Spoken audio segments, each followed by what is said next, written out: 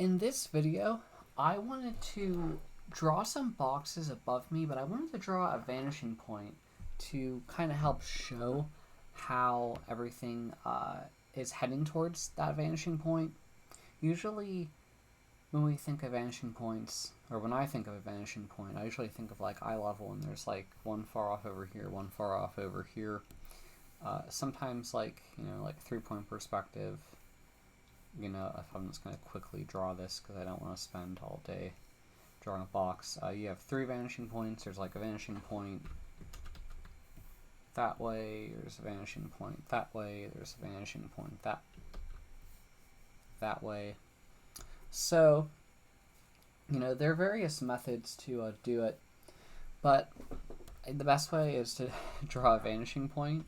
You can try to imply where the vanishing point is. I feel like it could be very, if you're not drawing from something from real life and if you are just relying on some implied vanishing point, I feel like you're not going to always be 100% accurate with it. So to start off, I have the vanishing point. Oops, I do not know why my paint program was lagging out. I have a vanishing point here, and what we're going to do is I'm going to draw like some points to show how everything is going to be heading towards the vanishing point.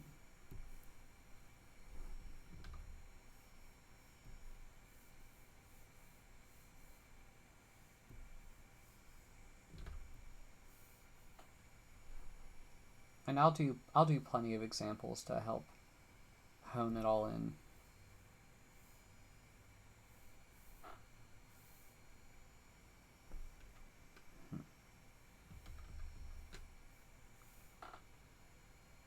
So we have like a point here to show, and I want to do another one.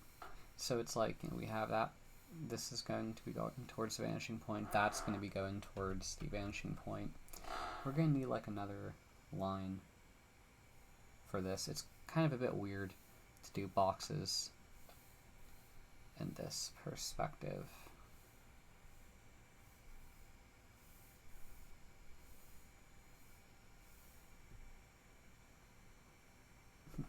It's very difficult to do, in my opinion.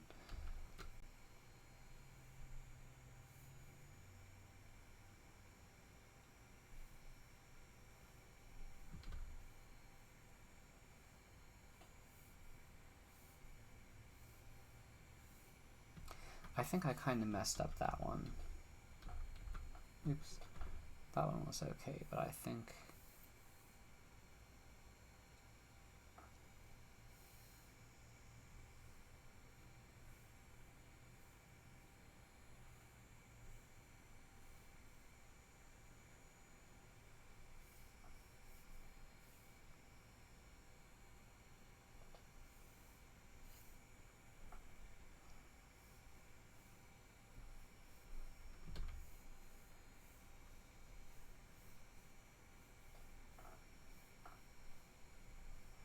gets really, really bizarre.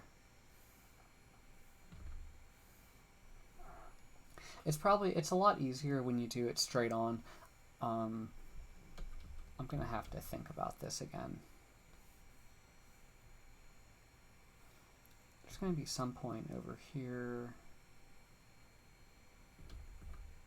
Oh, I see. Okay.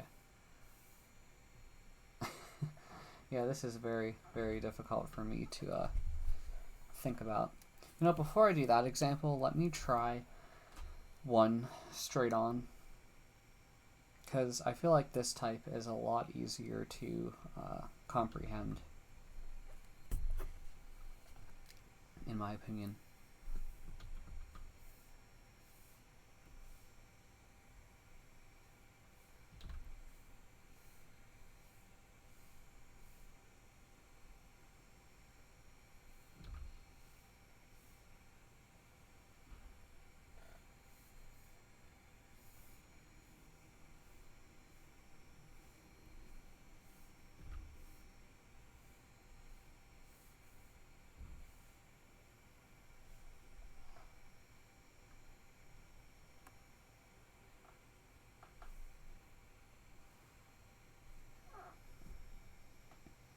Okay. Now the back side of this is going to be obscured by this line, just to tell you, but it is going to be there. I kind of drew it here just to try to show it, because it gets really weird when you're drawing through your forms in 3D space. And there's like a lot of skew that's going on with this. That's kind of the other thing that I realized. And I also realized maybe I didn't do a good job bending it. Because like our vanishing points here, that's there. Yeah, it gets very, very weird. I'm beginning to think maybe I should have. I should have kind of fanned out the points more. You kind of get like this fan effect if you ever like open a fan. I keep thinking like a paper fan. You get a lot of skew, is what I would say. Yeah, I figured it out. I just needed like one moment to really figure it out. It's really hard to think of. I don't know why. I just don't do enough of these. I think sometimes you eventually hit the point of weirdness when you're dealing with boxes and such, that it just becomes so weird that you're getting like all this weird skew that you're not used to seeing.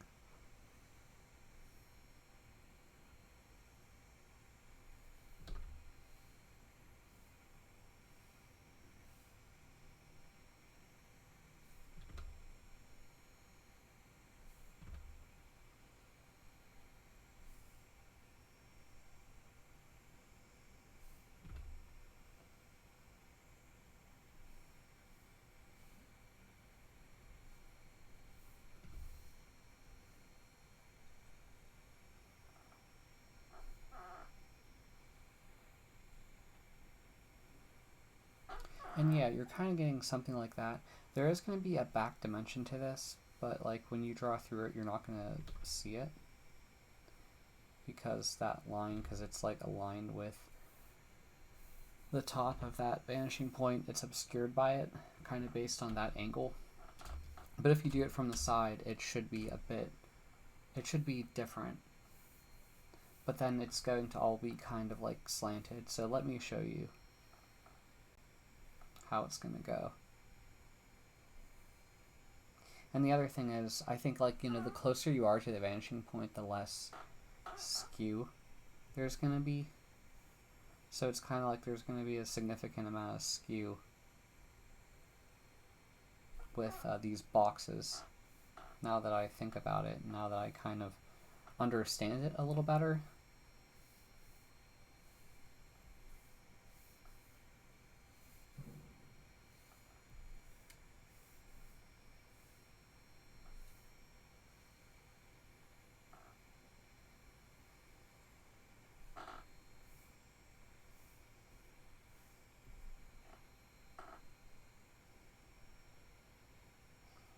You know, I also realized I didn't skew that enough. That should have been way more skewed.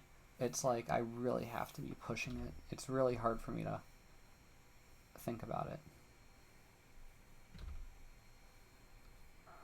I hope I don't seem like I'm complaining, because I feel like I'm complaining way too much when I should be trying to enjoy the ride more. I find it an interesting study, and I feel like you really can't see this a whole lot. Well, I guess you could in nature if you look at trees. I mean, I guess you're counting on really tall trees.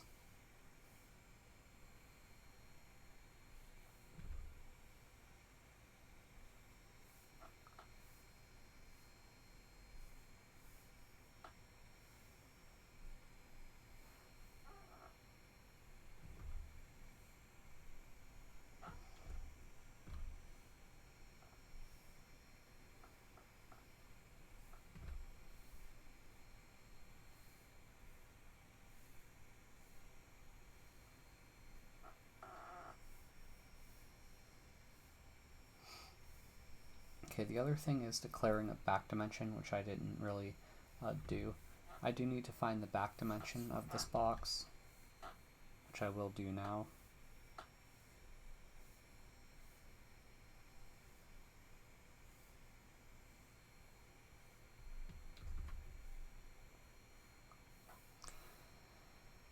You're also going to be, it's going to get really skewed.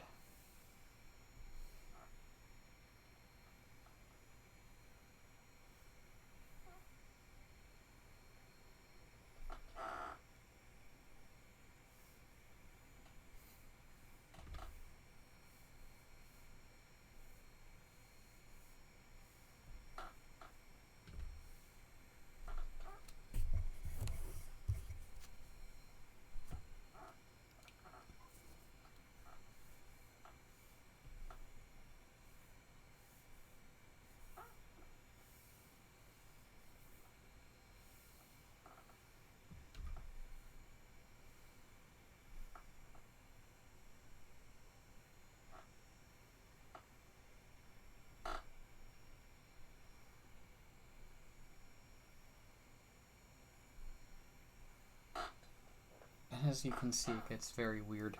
If I was to say to do this on the other side, you can just mirror it.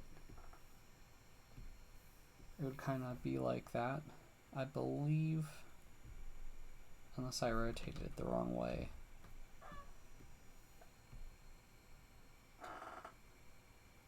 I think I accidentally, no, I flipped it the wrong way again. Okay, yeah, it would kind of be like that. If I was to equally space it. So if we were to draw it really close to the vanishing point, you're gonna get even more skew, I believe. Let me try to do it. It's gonna get really weird really fast. Like, you'll see. It's not even gonna look like a box. I mean, it is a box in reality, but the amount of skew you get from everything that's going on just makes it so convoluted in the long run of things. And you're going to have that same thing in which the back dimension is kind of obscured by the front line here. Like, like I said, there is a back dimension, but it's just, well, I guess I should have drawn through it here. Like, from this point to this point. Sorry about that. I'm glad I caught that. So it's definitely there, but it's like, you know, the more you like draw through your forms when you're dealing with this perspective, I feel like you're really fighting to see it all.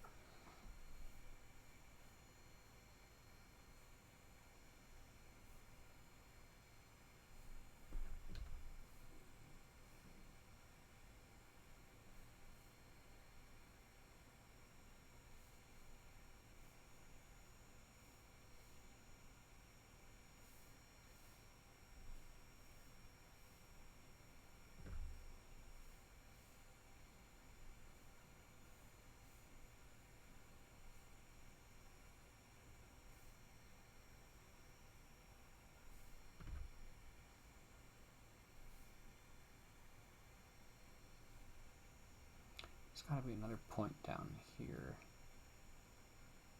as well. Didn't kind of draw through it. Oops. Yeah, it gets really weird looking. But if you ever head to a city, maybe that can help point you in the right direction. Yeah, it gets really weird. I'll have to experiment with this more, because I'm so used to doing it, like, trying to draw boxes above me free-handed. And I feel like whenever I, like, do something like that, I feel like I can usually get it. If I was to ever do, like, this is ignoring the vanishing point and stuff I did over here. But sometimes I'll, like, want to quickly draw a box that's above me, and I feel like when I do something like that, it works out more often than not. Granted, I'm not really drawing through my box here, but I very well could do that. But yeah, it's all messed up. Thanks for sticking around in this video. I guess maybe the last thing I would want to say is, if you wanted to do this with it below you, instead of like, if you wanted it below instead of on top, well, in this instance, I believe all you would have to do in this unique one, you just flip it vertically, and you know I believe it would all follow the same rules. I will have to experiment with it. Maybe I will do another video on it. I'm not really sure, because I've done so many boxes below.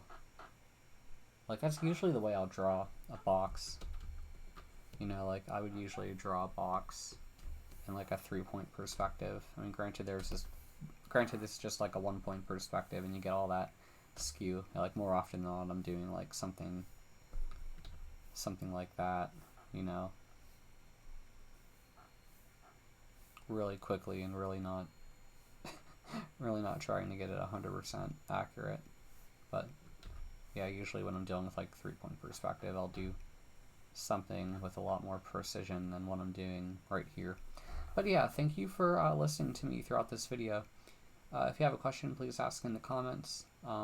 If you like the video, please like it. If you like my channel, please subscribe. Thank you very much for listening. Bye.